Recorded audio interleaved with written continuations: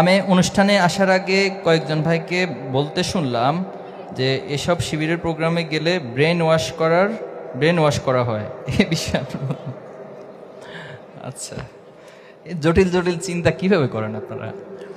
আচ্ছা, এখন ব্রেইন তো ওয়াশ করা হবেই।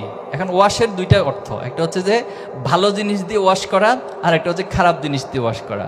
তো কোনো জিনিস যদি ভালো জিনিস দিয়ে ওয়াশ করা হয় তাহলে সেটা তো খারাপ কিছু না। আজকে যে এখন পর্যন্ত আমার আগে যত বক্তা ছিল, আমি যে বক্তব্যগুলো দিচ্ছি, কোন লাইনটা একজন শিক্ষার্থীর জন্য, একজন ছাত্রের জন্য, একজন সন্তানের জন্য, একজন আল্লাহর গোলামের জন্য, এই সমাজের একজন সচেতন মানুষের জন্য, কোন লাইনটা তার জন্য নেগেটিভ অর্থে যায়? একটা লাইন একটু খুঁজে আমাকে দেন যে আপনার এই কথাটা কিন্তু এটা সমাজের এই জায়গাটাকে নষ্ট করে দেয়। এখন আল্লাহ রাসূলুল্লাহ সাল্লামকে পাঠানো হয়েছে কেন? কামা আরসালনা ফীকুম রাসূলাম মিনকুম ইয়াতলু আলাইকুম আয়াতিনা ওয়া ইউযাক্কিকুম। আল্লাহ রাসূলকে বলছেন যে তুমি তাদেরকে পরিশুদ্ধ করবে। এখন পরিশুদ্ধের একটা অর্থ হতে পারে ব্রেন ওয়াশ। তুমি তাদেরকে ব্রেন ওয়াশ করবে। তারা জাহিলিয়াতে নিমগ্ন, তারা তাদের ভালো মন্দকে বুঝতে পারছে না, তাদের মধ্যে হিতাহিত জ্ঞান নেই, তারা অশ্লীলতা, বেহায়াপনা, মাদকে এমনভাবে লিপ্ত রয়েছে, তাদের মাঝে তো আসলে কোনো হিতাহিত জ্ঞান কাজ করছে না। তুমি তাদেরকে গিয়ে পরিশুদ্ধ করো, আমার আয়াতগুলো তাদের সামনে তুলে ধরো, আমার ঐশী বাণীগুলো তাদের সামনে তুলে ধরো, এবং তাদেরকে আয়াত দ্বারা ওই জাক্কিকুম, তুমি তাদেরকে পরিশুদ্ধ করো। আমি সম্ভবত 2122 সাল হবে, নীলফামারীতে গিয়েছিলাম সফরে। তো নীলফামারীতে যাওয়ার পর সেখানে আমাদের সাথী শপথের একটা সিস্টেম আছে, আপনারা হয়তো অনেকে জানবেন অথবা জানেন না।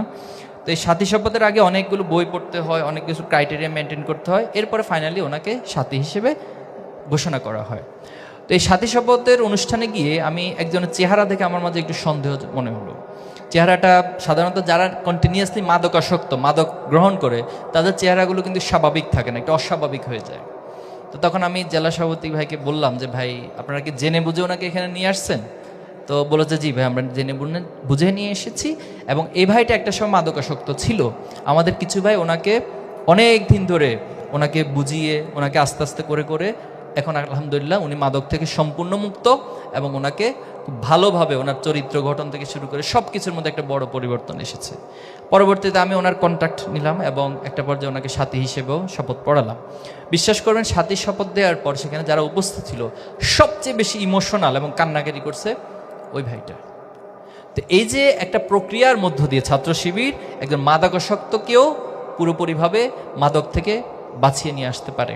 তো এই টোটাল মেকানিজমগুলো ছাত্র শিবিরের মধ্য দিয়ে করে। এখন এটাকে যদি আপনি ব্রেন ওয়াশ মনে করেন তাহলে এটা ব্রেন ওয়াশ, আর যদি এটাকে মনে করেন কাউকে পরিশুদ্ধ করা তাহলে সেটাও করতে পারেন।